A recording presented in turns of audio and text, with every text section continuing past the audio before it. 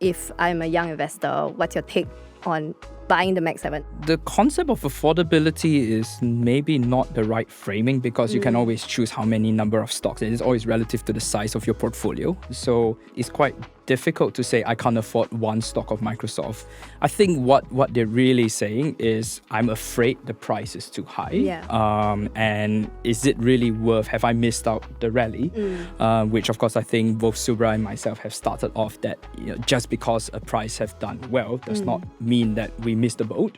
As long as the fundamentals and the earnings remain sound, investors should appropriately size and gain exposure to such stocks rather than trying to buy at the lowest price possible, because there is the other risk that missing out, right? If investors actually try to time and try to wait for a big drawdown, one, that might not happen, and you have to consider the opportunity cost of that.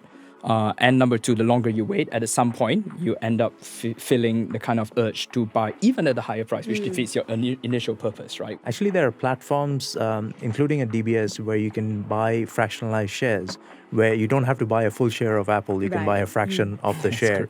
And it will happen. More and more platforms will be offering that over time.